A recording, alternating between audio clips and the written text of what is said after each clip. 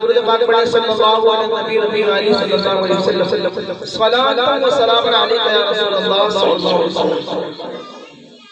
میرے آقا غوث اعظم رضی اللہ تعالیٰ عنہ کو اللہ نے وہ شان اور وہ مقام عطا فرمایا ہے جو آپ کے بعد کسی ولی کو نہیں ملا۔ آپ کے بعد وہ مقام کسی ولی کو نہیں ملا۔ صحابی رسول اور آپ کے بعد جنہوں نے صحابی کو دیکھا وہ تابعی کہلاتے ہیں، اور خیر التابعین حضرت اویس قرنی رضی اللہ تعالیٰ عنہ، یہ کب کے بزرگ ہیں؟ حضور غوث پاک سے کئی سو سال پہلے کے، حضور غوث پاک پیدا نہیں ہوئے تھے۔ حضرت اویس قرنی حضور سے بہت محبت کرتے تھے، والدہ کی خدمت جو تھا حضور کو نہیں دیکھنے جا پائے، حضور کے زمانے میں تھے لیکن حضور کو دیکھ نہ سکے۔ میرے آقا بھی اپنے عاشقوں کو جانتے ہیں۔ میرے آقا ایک دن حضرت علی کو بلاتے ہیں، حضرت عمر کو بلاتے ہیں، کہتے اے علی اے عمر میری یہ قمیص لو اور جا کر اویس کو دینا۔ کہاں رہتا ہے وہ یمن میں رہتا ہے، کتنی دور ہے یہاں سے؟ 1 مہینے کا فاصلہ ہے۔ میرے آقا فرماتے ہیں اے اویس لے جاؤ، یہ اس قمیص اس اویس کو دینا، میرا سلام کہنا اور کہہ دینا میری امت کی بخشش کی دعا کرتے۔ سبحان اللہ، میری امت کی بخشش کی دعا کرتے۔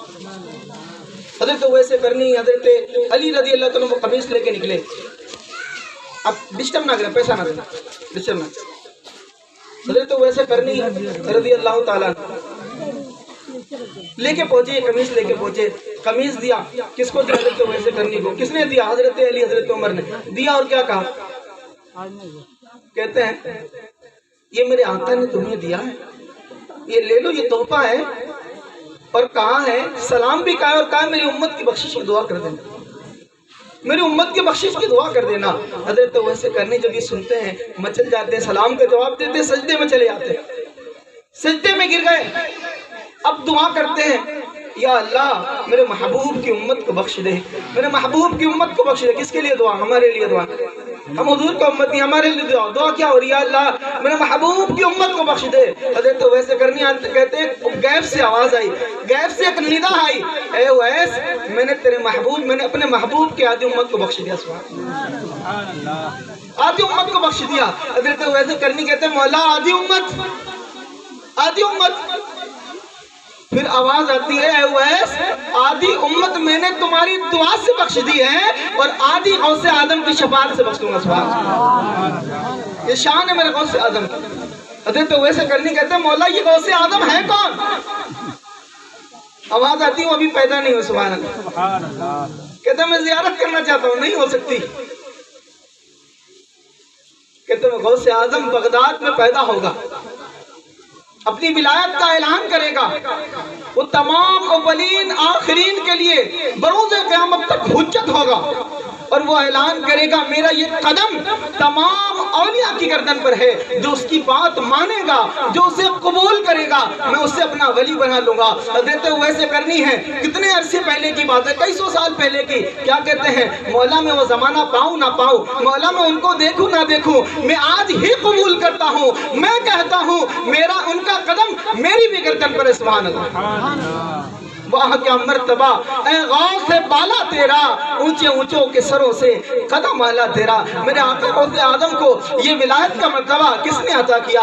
رب نے عطا کیا، لیکن عطا کس کو کیا؟ اپنے محبوب کے نواسے کو عطا کیا۔ سبحان اللہ، جب معراج کی رات تھی، میرے آقا کریم علیہ الصلوۃ والسلام رب کی بارگاہ میں جا رہے تھے، عرش بری پر جا رہے تھے، مکہ سے لامکہ کی طرف جا رہے تھے۔ براق آیا، براق آ کے کہتا ہے آقا آج تو یہاں سواری کا شرف مل رہا ہے، آقا جب قیامت میں آپ جائے، قیامت میں جب آپ آئیں تو بھی مجھے اپنی سواری بنائیے گا، مجھے وہاں بھی یہ شرف دیجیے گا۔ میرے آقا کہتے ہیں ٹھیک ہے۔ وہ جب اتنا سنتا ہے نا خوشی کا مارے پھول جاتا ہے، 40 ہاتھ بلند ہو جاتا ہے۔ سبحان اللہ، 40 ہاتھ بلند ہو جاتا ہے۔ اب میرے آقا کو سوار ہونا تھا، براق نیچے ہے، براق اونچا ہو چکا ہے۔ کہتے ہیں عالم ارواح سے ایک روح آئی۔ عالم ارواح سے کب؟ 1400 سال پہلے عالم ارواح سے ایک روح آئی۔ میرے آقا کریم علیہ السلام اس کے کندھے پر قدم رکھا، آپ کندھے پر قدم رکھ کے آپ سوار ہوئے۔ سوار ہونے کے بعد کیا فرماتے ہیں؟ اے عبد القادر، اے میرے فرزند، وہ کوئی اور نہیں تھا، وہ میرے آقا غوث اعظم تھے۔ کہتے ہیں میرے فرزند، اے عبد القادر، آج میرا یہ قدم تمہاری گردن پر ہے، کل تمہارا قدم تمام اولیاء کی گردن پر ہوگا۔ سبحان اللہ، कदम जिसका मिंबर बनी गर्दने औलिया, उस कदम की करामत पिला को सलाम। मेरे आका गौसे आजम को अल्लाह ने वो बहुत बड़ा मकाम दिया है। जो कादरी हैं, अल्हम्दुलिल्लाह हम कादरी हैं। जो हुजूर ताजुल शरिया का मुरीद है वो भी कादरी है। जो मुफ्ती आजम का मुरीद है वो भी कादरी है। अल्हम्दुलिल्लाह हम सब कादरी हैं, तो हमें फख्र होना चाहिए। मेरे आका गौसे आजम फरमाते मेरा मुरीद उस वक्त तक मरेगा ही नहीं जब तक अपने गुनाहों से तौबा न कर ले। मेरा मुरीद उस वक्त तक नहीं मरेगा जब तक अपने गुनाहों से तौबा न कर ले। मजीद मेरे आका गौसे आजम ये भी फरमाते हैं मैं उस वक्त तक जन्नत में नहीं जाऊंगा जब तक अपने हर एक मुरीद को जन्नत में दाखिल ना करा दूं। शान है मेरे आका गौसे आजम। अल्लाह ने बहुत बड़ा मकाम अता फरमाया, आपके बाद किसी को नहीं मिला। अल्लाह ने वो मकाम मेरे आका गौसे आजम को अता फरमाया। 7 साल की उम्र है, मेरे आका गौसे आजम खड़े हुए हैं। 7 साल की उम्र है, रास्ते में खड़े हुए हैं। एक बूढ़ा हाथी है, साथ में उसकी बहू भी है, दोनों रो रहे हैं। वो मेरे आका गौसे आजम 7 साल की उम्र है, पूछ रहे माँ क्या हुआ है, माई क्या हुआ? बोले बेटा रहना तो तुम समझ नहीं पाओगे। बोले बता तो दो। बोले तुम बहुत छोटे हो नहीं समझ पाओगे। बोले बता तो दो मसला क्या है, माजरा क्या है? बोले रहने तो माँ। बोले बता तो दो। मेरे आका गौसे आजम रोता हुआ कैसे देख सकते थे, उम्र छोटी थी, मकाम तो बहुत बड़ा था ना। वो कहते हैं हुआ क्या, मतलब क्या है? वो कहती है, वो औरत कहती है दरअसल ये साथ में जो मेरे हैं ये मेरी बहू है, इसको कोई औलाद नहीं हो रही थी। मैंने बहुत इलाज कराया, बड़े हकीमों को दिखाया, बड़े तबीबों को दिखाया, सब कुछ कर लिया, लेकिन औलाद नहीं हो रही थी। कहते हैं इस दौर के जो सबसे बड़े वली थे, जो लोहे महफूज का नज़ारा करते थे, लोहे महफूज पे देखते थे कि किस्मत में लिखा क्या है, आज मैं उनके पास गई थी, मैंने उनसे यही वाकया बताया, यही माजरा बताया कि मेरा ये मसला है, मेरा ये मसला है। कहते हैं उन्होंने लोहे महफूज देखा, उनकी किस्मत में देखा और उन्हें देख कर कहा है कि तुम्हारी किस्मत में कोई बेटा नहीं है, तुम्हारे बेटे की किस्मत में कोई बेटा नहीं है और तुम्हारी किस्मत में कोई पोता नहीं है। वो बूढ़ा रोने लगती है, कहते हैं माई बस इतनी सी बात। 7 साल की उम्र मेरे आका गौसे आजम की क्या बना था, माँ बस इतनी सी बात।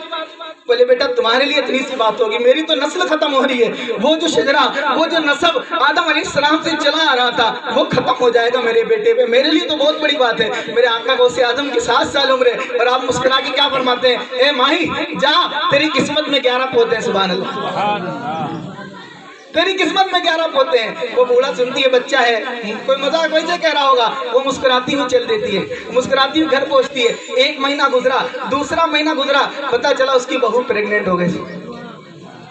वो जब ये सुनती है ना तो दौड़ती दौड़ती आती है, वो बच्चा कहाँ है, वो है कहाँ? वो ढूंढती है, वो चारों तरफ ढूंढती है लेकिन नहीं मिलते।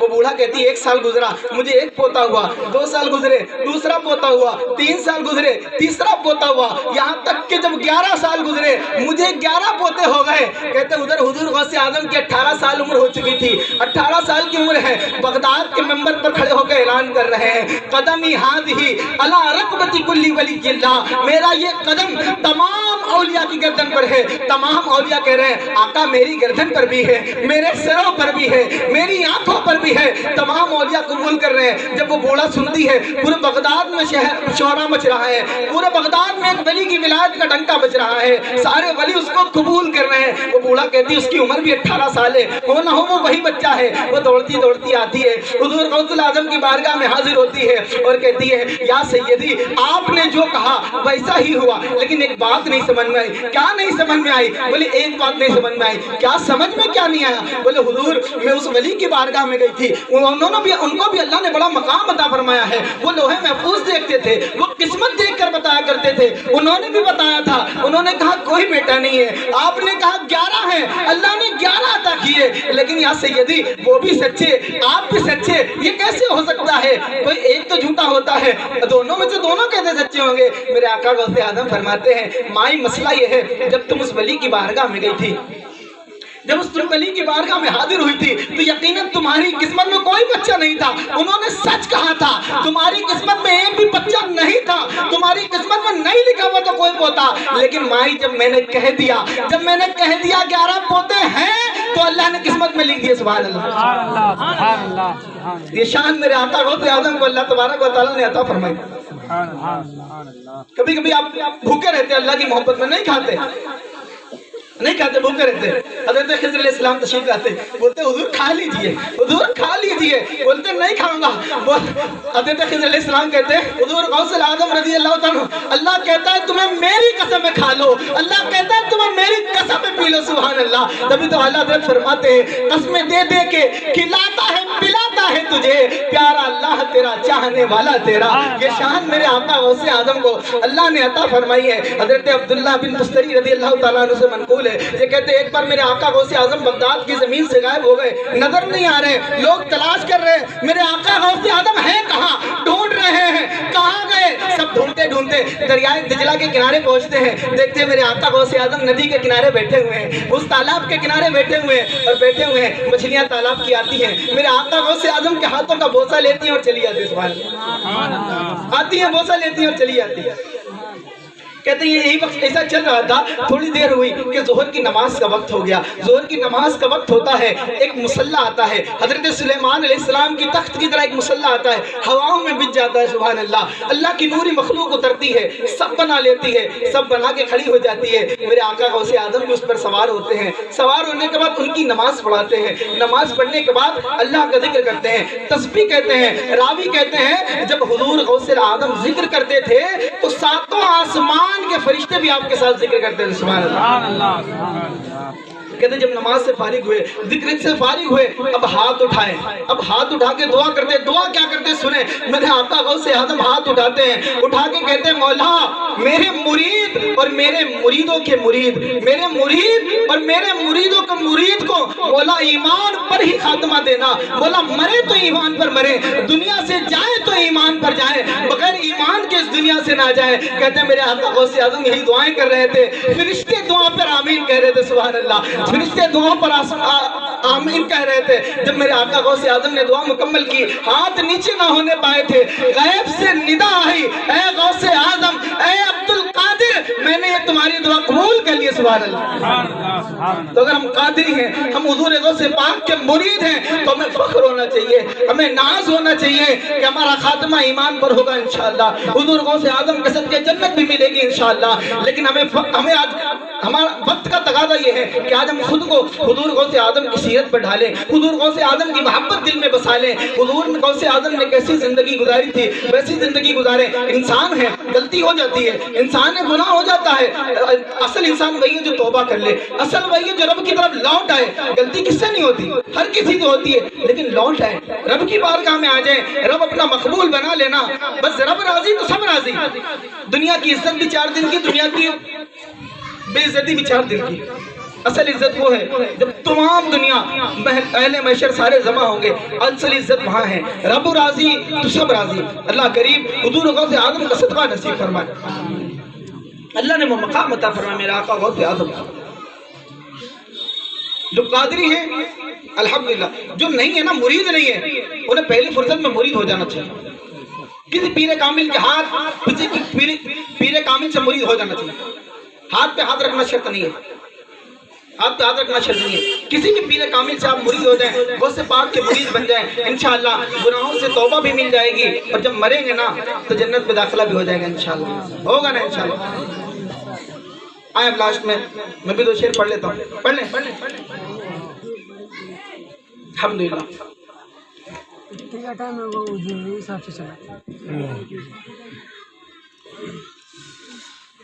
وقت نہیں تھا اس لیے شارٹ میں. درود پاک پڑھیں صلی اللہ علیہ نبی الامی و علیہ صلی اللہ علیہ وسلم.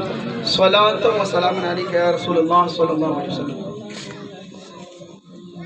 ایک بار اور پڑھ لیجیے صلی اللہ علیہ وسلم. صلی اللہ علیہ نبی و علیہ صلی اللہ تعالی علیہ وسلم.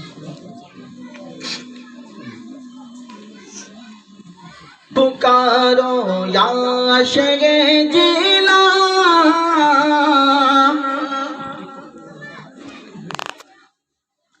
یا عاشق جیلا، پکارو یا عاشق جیلا، یا عاشق جیلا میرے میرا، یا عاشق جیلا، یا عاشق جیلا.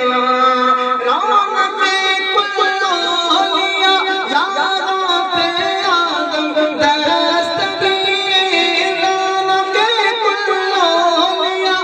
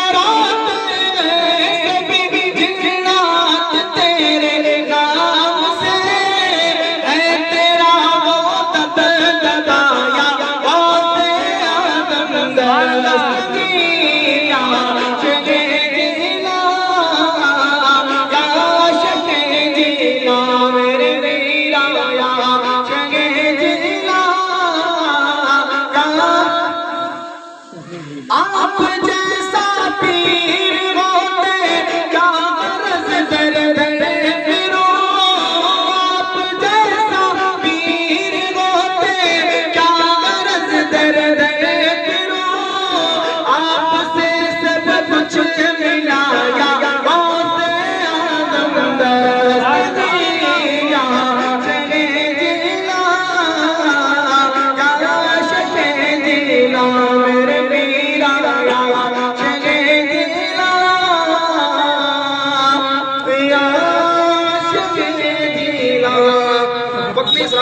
بڑا